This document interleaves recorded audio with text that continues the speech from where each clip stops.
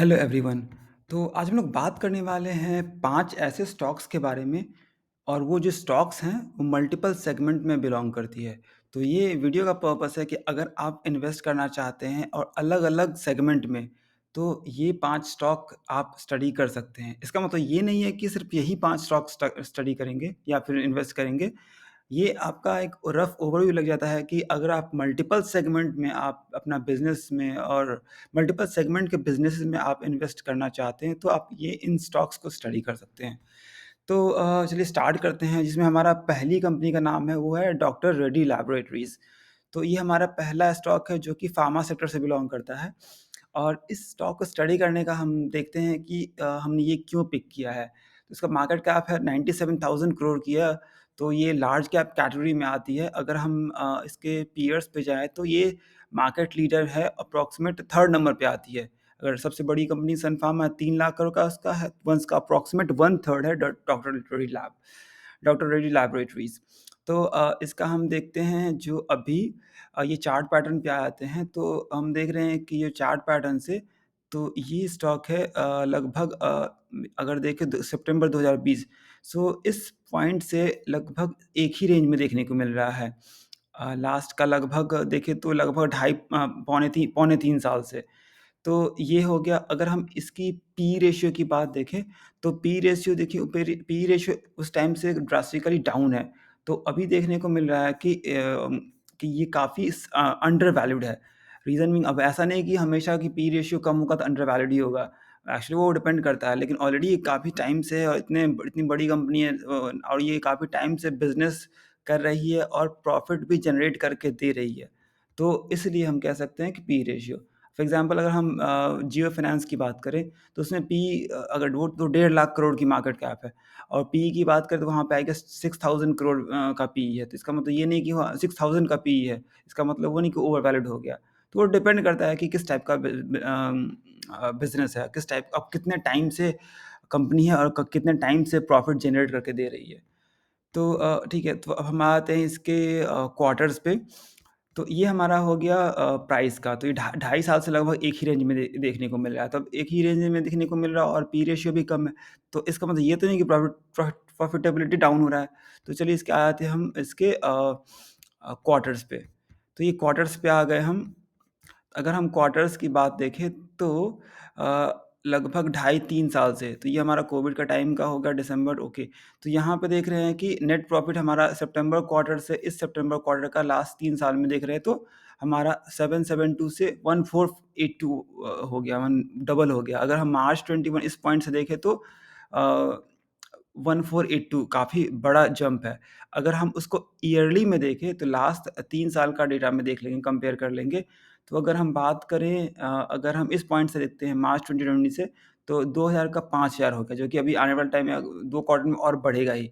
अगर हम 2 साल पहले की बात करें तो 1952 उससे डबल से भी ज़्यादा है। अगर इसका देखिए इस पॉइंट से देखें तो उसमें भी डबल से भी ज़्यादा है। तो अगर हम देखें प्राइस की बात करें, चार्ट पे आते हैं, प्राइस में ढाई साल में देखिए अप्रॉक्सिमेट सेम ही लेवल पे हो रहा है और पीई की बात करें वो भी ड्रास्टिकली डाउन ही जा रहा है। अगर हम प्रॉफिटेबिलिटी की बात करें वो ओवर टाइम इंक्रीज़ ही हो रहा है ज़बरदस्त रेशियो से, I mean more than double हो चुका है। तो कोई रीज़न नहीं बनता है कि ये स्टॉक आने वाले टाइम में ऊपर नहीं जाएगा। बस यही बात है कि अभी अगर इसके हम वॉल्यूम्स की बात देखें, तो अभी इस टाइम पे बहुत ज़्यादा वॉल्यूम था, उसके बाद अपसाइड गया, उसके बाद फिर हमारा वॉल्यूम काफ़ी एक ही लेवल में काफ़ी कम देखने को मिल रहा है। तो जैसे-जैसे स्टॉक में लोगों का इंटरेस्ट आएगा वो फिर अपने आप अप जाएगा वापस से। अब ये नहीं पता कि कब जाएगा, हो सकता है कि 6 महीने में चले, हो सकता है 4 साल लग जाए, बट इतना तो श्योर है कि डबल जाएगा क्योंकि ये फंडामेंटली काफ़ी स्ट्रॉन्ग है। अब हम आते हैं इसके बैलेंस शीट पे, तो रिज़र्व्स की बात करें तो रिज़र्व्स में 25,000 करोड़ का रिज़र्व है। बोरोइंग की बात करें तो बोरोइंग ना के बराबर है, 1323, अगर इसको हम एक्सपैंड करेंगे तो लॉन्ग टर्म बोरोइंग 380 करोड़ ही, जो कि इसके सामने कुछ भी नहीं है। ठीक है, अगर हम आ जाते हैं इसके अब हाँ, एक और चीज़, तो ये एक ही फ़ेज़ में कंसोलिडेट करने का है कि ये अभी इंटरनेशनल मार्केट में इसका डिमांड कम है। तो एंटायर फ़ार्मा सेक्टर की बात करें या फिर हमारा केमिकल सेक्टर की बात करें तो एक्सपोर्ट इतने हो नहीं रहे। तो इसलिए हमारा उस पे इम्पैक्ट यहाँ पे देखने को मिल रहा है। तो ये कोई इंटरनल कंपनी का रीज़न नहीं है कि हाँ, ये इश्यू है तो इसलिए डाउन है। तो ये हमारा जो इंटरनेशनल मार्केट में डिमांड कम देखने को मिल रहा है, इसलिए हमें देखने को मिल रहा है इस तरह से। अब हम शेयर होल्डिंग पैटर्न पे आते हैं, यहाँ प्रमोटर ने देखेंगे कि 26-27% रखा हुआ है, जो कि कम है, नो डाउट, लेकिन देखेंगे कि उसके अलावा किसने रखा हुआ है। तो एफआईआई हमारा 28% है, डीआई हमारा 21% है, बाकी के पब्लिक हमारा 23%, 24% है। लेकिन अगर हम देखेंगे इसको एक्सपैंड करके, पब्लिक का नहीं, सिर्फ 24% नहीं है, इसमें हमारा 14% जेपी मॉर्गन का भी है। तो ये हमारा एफआईआई कैटेगरी में आता है। तो उस हिसाब से देखें तो पब्लिक के पास सिर्फ 10% है, और बाकी के लगभग 14, 28, 32, लगभग 34, ओके, 32%, आई मीन 42% हमारा हो जाएगा एफआईआई के पास। बाकी के 26-27% प्रमोटर और 21% डीआईआई। रीज़न बीइंग इसमें 14% जेपी मॉर्गन के पास है। तो इस हिसाब से देखिए तो ये काफ़ी स्ट्रॉन्ग अभी इस टाइम है इसको स्टडी करने के लिए, इन्वेस्ट करने के लिए, बशर्ते कि ये जो आप हमारे बात से अगर आप भी एग्री करते हैं, तो अगर वही सोच रहे हैं तो हो सकता है कि आप इन्वेस्ट कर सकें। ओके, तो ठीक है, ये हमारा हो गया पहला स्टॉक, और जो दूसरा स्टॉक है एचजी इंफ्रास्ट्रक्चर इंजीनियरिंग। तो ये हमारा जो होता है, ये जो हमारा स्टॉक है, वो हमारा रोड मैन्युफैक्चरिंग में और बिज़नेस, रोड मैन्युफैक्चरिंग में इसका बिज़नेस देखने को मिल रहा है, जो कि रोड का मेंटेनेंस, कंस्ट्रक्शंस, फ्लाईओवर प्रोक्यूरमेंट और ये सब चीज़ें चीज़ें करती है। अगर इसकी मार्केट कैप की देखिए बात, तो सिर्फ 5 साढ़े 5 हज़ार करोड़ की मार्केट है, कैप है। अगर करंट प्राइस देखें तो 852, इसका जो 52 वीक लो था 618 है। अप्रॉक्सिमेट देखेंगे तो आई मीन 50% डाउन है लास्ट के, आई मीन 1 साल की बात करें अपने टॉप से। अगर हम यही बॉटम से देखेंगे तो अ, अगर हम लास्ट 5 ईयर का डेटा देखें, 200 से हमारा लगभग 4 टाइम्स, हमारा साढ़े 4.5 टाइम्स जंप देखने को मिल रहा है। तो इसको स्टडी करने का रीज़न हम देख लेते हैं कि सबसे पहली बात कि जो हमारा जो ग्रोथ है, अभी गवर्नमेंट काफ़ी फ़ोकस कर रही है, हमारे जो रोड ट्रांसपोर्ट मिनिस्टर है वो काफ़ी फ़ोकस कर रहे हैं इंफ्रास्ट्रक्चर बिल्ड करने पे, road infrastructure, transport infrastructure build build करने का, तो उससे डायरेक्टली रिलेटेड है। जैसे हमारा एल एन टी हो गया, कितना खतरनाक तरीके से बिज़नेस अपना रोड कंस्ट्रक्शन कर रही है। उसी तरह से अगर हम इसके फटाफट से इसके न्यूज़ पे आते हैं, तो यहाँ पे हमें देखने को काफ़ी सारे, अगर देखें तो ये तो चलिए टारगेट है इसका, बैग्स कॉन्ट्रैक्ट फ्रॉम एनटीपीसी से मिला इसको, फिर और क्या है हमारा बिकम कंपाउंडिंग मशीन बीकाजी, फिर हमारा 1303 करोड़ का एनएचएआई से मिला, और हम 1105, ओके, टारगेट हो गया। तो अगर हम जाएँगे तो काफ़ी सारा हमें देखने को मिल जाएगा। अ अब ये जैसे 997 करोड़ का, तो काफ़ी सारे इनको मिल रहे हैं, कॉन्ट्रैक्ट्स मिल रहे हैं गवर्नमेंट के, रोड के से रिलेटेड, प्रोक्योरमेंट से रिलेटेड, और ब्रिजेज़, फ्लाईओवर से रिलेटेड। तो अब हम इसके आते हैं प्राइस पे। तो प्राइस की बात देखिए तो ये अभी 851 है, अपने टॉप पे था आई गेस, 1000 से ऊपर का था, जो कि अभी 850 हो चुका है, डाउन। अगर हम इसके पीई के इसमें देखें, तो पी हमारा अगर देखेंगे तो पी हमारा 10 का देखने को मिल रहा है। अगर इसके पीयर्स के पी देखेंगे तो हमें काफ़ी ज़्यादा देखने को मिल रहा है। अगर ये हमारा इस सेगमेंट में देखने को मिल रहा है, तो पी में देखें तो कोई भी इसके पी के आस-पास नहीं है। एक और चीज़ है, अगर हम इस पॉइंट पे देखें, तो अगर हम देखें अपने टॉप 785 से 851, अप्रॉक्सिमेट 10% का डाउन, आई मीन आउट, मतलब इंक्रीमेंट है। अगर हम इसके प्रॉफिट पे जाते हैं, क्वार्टर्स पे आ गए, क्वार्टर्स में हम देखेंगे 38 से हमारा होते-होते 96 हो गया। ये सिर्फ़ क्वार्टरली रिज़ल्ट है, और 96 तो सिर्फ़ 2 क्वार्टर का, अगर हम 2 और क्वार्टर ऐड कर दें, वो अप्रॉक्सिमेट 192 के अराउंड जाएगा। आई मीन थोड़ा बहुत ऊपर-नीचे हो सकता है, डिपेंडिंग अपॉन अगले 2 क्वार्टर में कैसे बिज़नेस करता है। बट अगर हम देखें इसका ईयरली प्रॉफिटेबिलिटी, तो बहुत ज़बरदस्त देखने को मिल रहा है। 30 करोड़, फिर 53 करोड़, अगर हम लास्ट के 3 साल का देखें तो 380, फिर 493, 580, 548, जो कि 1000 से ऊपर मुझे लगता है कि अपने ईयर में जा जा सकता है। अगर हम इसकी ओके, तो यहाँ पे हमने देखा कि लास्ट के 2 साल में, आई मीन ओके, सिर्फ़ इसी टाइम में देखें, 2 साल में देखें तो अप्रॉक्सिमेट 3 टाइम्स होने वाला है। अगर हम इसके बैलेंस शीट की बात करें, तो रिज़र्व्स हमारा देखेंगे तो 1000 करोड़ होते-होते हमारा 2095 करोड़ की हो गया। अब जो इंफ्रास्ट्रक्चर से रिलेटेड है, तो लोन्स तो रहेगा ही, लेकिन फिर भी देखें तो 950 करोड़ का ही हमारा लॉन्ग टर्म बोरोइंग देखने को मिल रहा है। तो उस हिसाब से देखिए काफ़ी स्ट्रॉन्ग बैलेंस शीट देखने को नज़र आ रहा है। अगर हम शेयर होल्डिंग पैटर्न की देखें तो 74 ने रखा हुआ है, और क्योंकि कंपनी काफ़ी छोटी है, अगर हम देखेंगे तो सिर्फ़ 5,500 करोड़ की मार्केट कैप है, तो हमारा एफआईआई का सिर्फ़ आई मीन एफआईआई बहुत कम है, डीआईआई ज़्यादा इंटरेस्टेड है। तो यहाँ पे 13% हो गया है डीआईआई का और बाकी के 10% 11% लगभग पब्लिक के पास है। तो ये भी काफ़ी स्ट्रॉन्ग पोज़ीशन में है कंसीडरिंग द फैक्ट कि हमारी गवर्नमेंट काफ़ी फ़ोकस करे इंफ्रास्ट्रक्चर बिल्ड करने, फ्लाईओवर बिल्ड करने में, इसको कॉन्ट्रैक्ट भी मिल रहा है। तो इस हिसाब से इसको हम स्टडी कर सकते हैं। और आज का जो हमारा थर्ड स्टॉक है वो हमारा ग्रीन सेगमेंट में देखने को मिलता है और उसका नाम है ओलेक्ट्रा ग्रीन टेक। तो ये प्राइमरी मैन्युफैक्चर करती है इलेक्ट्रॉनिक बसेस का, ई बसेस का। तो अगर हम फंडामेंटल्स पे जाएँ, फंडामेंटल से पहले एक बार न्यूज़ देख लेते हैं। तो ओलेक्ट्रा ग्रीन टेक में देखिए हमने न्यूज़ ओपन कर लिया है। तो अब यहाँ पे देखो कि मुंबई से मिला कॉन्ट्रैक्ट, एक काम कर लेते हैं, कॉन्ट्रैक्ट्स देख लेते हैं यहाँ पे। तो यहाँ पे 40 इलेक्ट्रिक बसेस का, अब यहाँ पे देखें तो 395 करोड़ अ, ओके, ईवी प्लांट का, ठीक है। इसके बाद हम देखें तो और नीचे आते हैं, यहाँ पे कैपेसिटी एक्सपैंड करने की भी देख रही है और यहाँ पे 395 करोड़ का, ओके, तो 395 करोड़ का ऊपर भी था शायद एक, हाँ, 395 वही वाला है। और हम और देख लेते हैं, यहाँ पे 10,000 करोड़ का कॉन्ट्रैक्ट मिला 8 जुलाई, मतलब लास्ट के 1 साल में 3.95 बिलियन तो काफ़ी सारे कॉन्ट्रैक्ट्स मिल रहे हैं इसको। तो अगर हम इससे पहले कि देखेंगे, चार्ट पैटर्न देखेंगे यहाँ पे, तो 5 साल में देखिए कोई मूवमेंट ही नहीं था इस पॉइंट पे, लगभग 50-60 पे चल रहा था। लेकिन जैसे ही इस सेगमेंट में इलेक्ट्रिक बस सेगमेंट में काम करने को मिला इसको, या फिर डिमांड बढ़ने लग गया, तो काफ़ी भयंकर तरीके से प्राइस शूट अप हुआ। तो अगर हम पीई रेशियो की बात करें तो यहाँ भी देखने को काफ़ी डाउन देखने को मिल रहा है। अगर प्राइस देखें ऑल्दो इंक्रीज़ हो रहा है, अगर हम इसके एनालिसिस हो गया, पीयर्स पे आ गया, पीयर्स में हमारे काफ़ी बड़े प्लेयर्स हैं, तो उसको हम कवर नहीं करें, और इसका मतलब ये नहीं कि सारे खराब हो गए। हम यहाँ पे वो देख रहे हैं कि उसमें कंपैरेटिवली ग्रोथ ज़्यादा है। अगर हम टाटा मोटर्स की बात को, ऑलरेडी 3 लाख करोड़ का मार्केट कैप है और based on the government focus करे इलेक्ट्रिक बसेस का, तो अब सारे ही स्टेट में इलेक्ट्रिक बसेस चलती है। तो उस हिसाब से देखें तो काफ़ी चांसेस है बाकी स्टेट्स में भी बहुत सारे मार्केट कवर कैप्चर करने का। तो उस हिसाब से हम इसको स्टडी कर रहे हैं।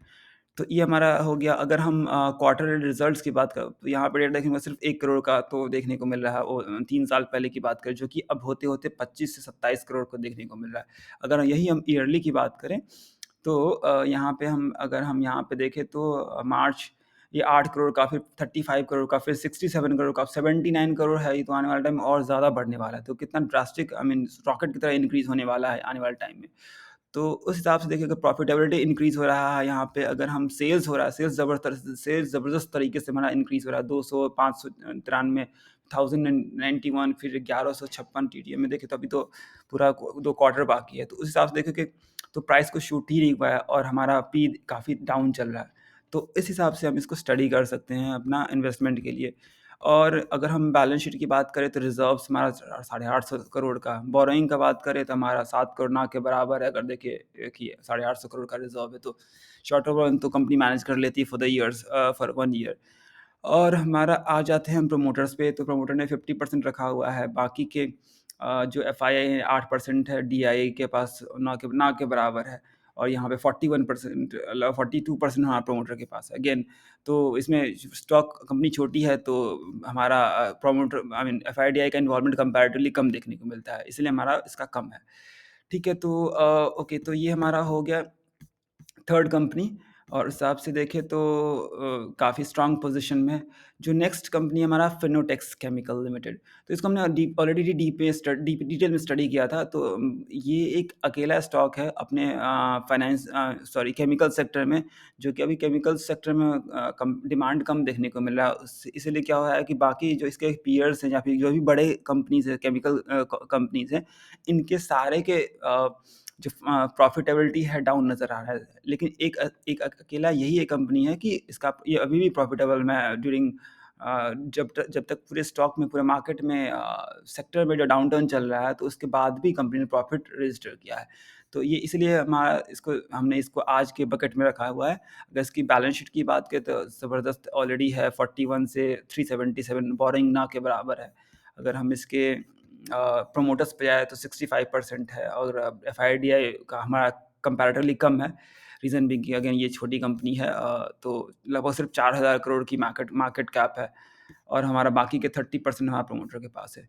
तो ये एक हमारा केमिकल सेगमेंट में देखने को मिल जाता है और जो इसको हमने डिटेल में स्टडी किया था, अगर मुझे वीडियो मिल गया तो मैं आपको लिंक में भेज दूँगा, अपडेट कर दूँगा। और जो आज का हमारा लास्ट स्टॉक है, जो हमारा फाइनेंस सेक्टर से बिलॉन्ग करता है। तो पहले हमने स्टॉक ओके, तो पहले हमारा पहला था फार्मास्यूटिकल, दूसरा हमारा इंफ्रास्ट्रक्चर, तीसरा हमारा ग्रीन एनर्जी, ग्रीन सेगमेंट, जो फोर्थ हमारा केमिकल में और लास्ट हमारा फाइनेंस वाला। फाइनेंस कैसे छोड़ सकते हैं? हमारी गवर्नमेंट इतना फोकस कर रही है, इनफैक्ट जो हमारा इकोनॉमी ग्रो होने वाला है, ग्रो हो रहा है ज़बरदस्त तरीके से, हमारा world's largest I mean third largest economy होने वाला है आने वाले टाइम में। तो ये बिना फाइनेंस से होने वाला पॉसिबल नहीं है। तो इसमें हमने आज आज सिर्फ़ ये एक स्टॉक रखा हुआ है, वो बजाज फाइनेंस। तो ये हमारा अभी 7,500 करोड़ का 7,711 रुपए का है। अगर देखें तो अपने टॉप से अप्रॉक्सिमेट कितना लगभग सा 6-7% डाउन है।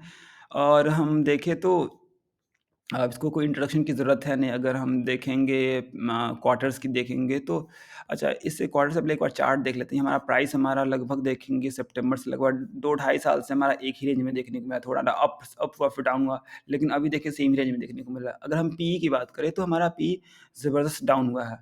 तो अब अगेन हमारा पीई हमारा बहुत ज़बरदस्त डाउन हो रहा है और कंपनी काफ़ी टाइम से प्रॉफ़िट दे रही है, इसके बाद भी हमारा देखने को मिल रहा है। इसका मतलब ये हमारा कि इसका अभी ये अंडर वैल्यूड है। अगर हम देखें इसके फाइनेंशियल्स पे, तो क्वार्टर्स में देखेंगे तो क्वार्टरली रिज़ल्ट पे देखें तो हमारा ओवर टाइम इंक्रीज़ ही हो रहा है। अगर 2900 फिर 3100, 3400, 3500। अगर हम ईयरली देखें तो ईयरली में हम देखें नेट प्रॉफ़िट में, तो अगर हम देखें मार्च में तो 4400, अगर इसमें देखें तो 7,028, फिर 11,000, फिर 13,000। तो अप्रॉक्सिमेट देखेंगे तो सिर्फ 1.55 टाइम से ज़्यादा का प्रॉफ़िट लास्ट 2 साल में ही रजिस्टर करने वाली है। अगर हम शेयर प्राइस की बात करें तो वहाँ पे हमारा उस हिसाब से सेम ही रेंज पे कंसोलिडेट कर रही है। तो अगेन जैसे हमने डॉक्टर रेड्डी में देखा था कि कोई रीज़न नहीं बनता है कि ये स्टॉक ऊपर नहीं जाएगा। लेकिन अगेन ये कब जाएगा किसी को नहीं पता होता। हो सकता है कि 6 महीने में चले, हो सकता है कि 1 महीने में चले, हो सकता है कि 2 साल भी लग जाए। तो बट ये अगर देखें तो ये स्ट्रॉन्ग पोज़ीशन में है बाय करने के लिए। बट अगेन बाय और सेल अ, ये मेरा एनालिसिस है, अब मैं गलत भी हो सकता हूँ। तो अगेन ये आपका अपना ड्यू डिलिजेंस होना चाहिए। क्या बस मेरी तरफ से ये था कि एनालिसिस था कि ये क्यों खरीदना चाहिए, क्यों नहीं खरीदना चाहिए, ठीक है? तो अगर हम इसके शेयर होल्डिंग पैटर्न की बात करें तो 54% प्रमोटर के पास है, बाकी के 21% और 13% में से मतलब बाकी के 21% एफआई और 13% डीआई के, और पब्लिक के पास सिर्फ 10% देखने को मिल रहा है, जो कि काफ़ी डिसेंट शेयर होल्डिंग पैटर्न है मेरे हिसाब से। तो ओके, तो ये हो गया हमारा 5, हमने स्टडी कर लिया, देख लिया कि क्या-क्या आई मीन इसमें जो डॉक्टर रेड्डी हमारा है और बजाज फाइनेंस काफ़ी बड़ी कंपनी है। अगर हम मिड स्मॉल स्मॉल कैप की बात करें या मिड कैप की बात करें, एच इन्फ्रा, हमारा इलेक्ट्रा, ग्रीनटेक, फिनोटेक्स, तो काफ़ी छोटी कंपनी देखने को मिल रहा है। तो ये है 5 स्टॉक जो कि आने वाले टाइम में काफ़ी अच्छा कर सकती है, considering the facts that I have discussed through out the video. और अगेन सो डिस्क्लेमर ये है कि आप अपने ड्यू डिलिजेंस से ही इन्वेस्ट करें या बाय करें, या आई मीन जो भी करना है सेल परचेज़ करें। बट हाँ, ये मेरा एनालिसिस था। So that's it for today's video. Thank you so much for watching. See you in the next video. Bye bye.